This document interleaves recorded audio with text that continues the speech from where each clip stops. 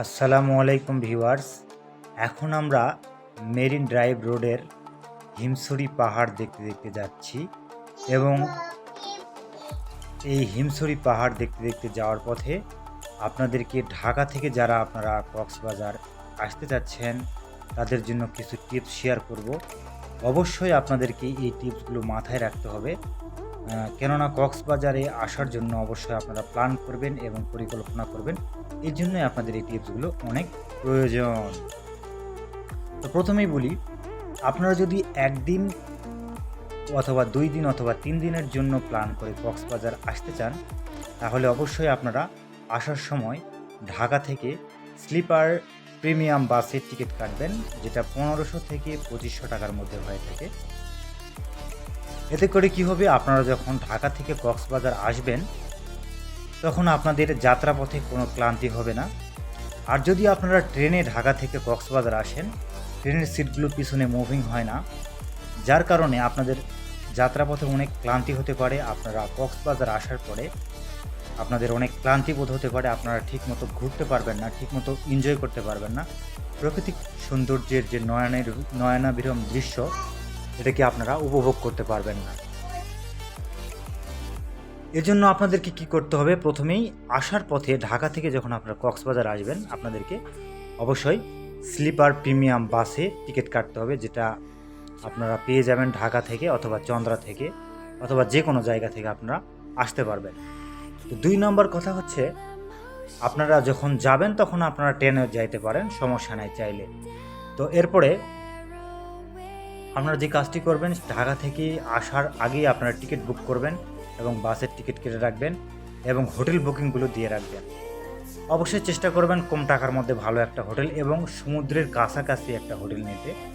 এতে করে আপনারা সমুদ্রে গোসল করতে পারবেন, যে কোনো সময় সমুদ্রে যেতে পারবেন। ভালো না লাগলেই সমুদ্রকে উপভোগ করতে পারবেন, সমুদ্রের সৌন্দর্য উপভোগ করতে পারবেন।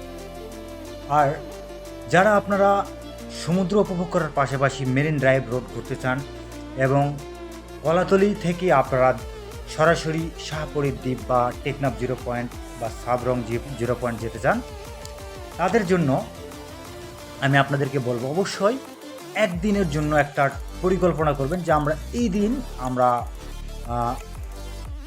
ডলফিন মোড় থেকে অর্থাৎ কলাতলি থেকে আমরা 0 পয়েন্টে যাব টেকনাফ।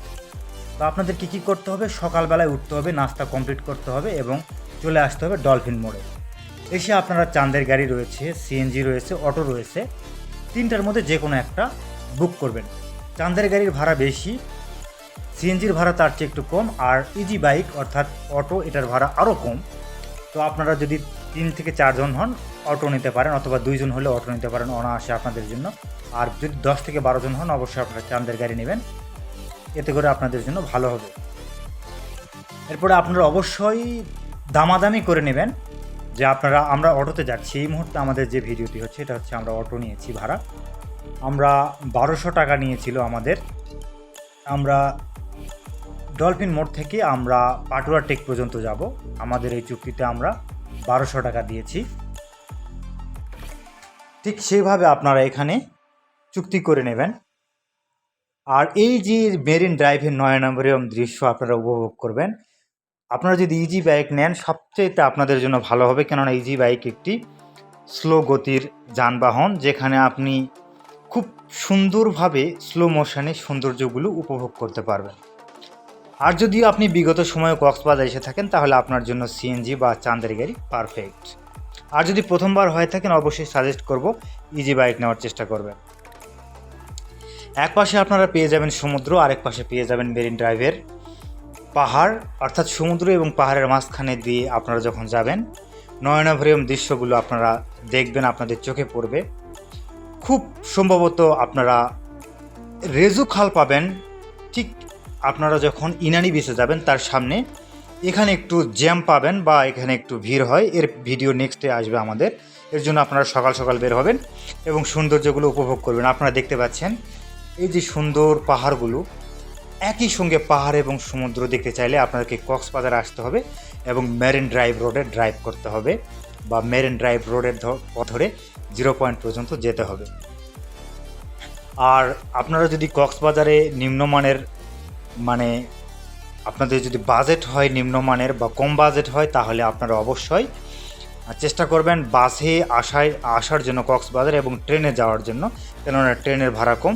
বাসে আপনারা 1500 থেকে 2500-র মধ্যে টিকিট পাবেন, আর ট্রেনের টিকিট হচ্ছে 800 টাকা। এই হচ্ছে আপনাদের বাজেট। আর খাবার আপনারা যে মানের খাবার খাবেন সেই মানের খাবার খাবেন আপনারা নিতে পারবেন।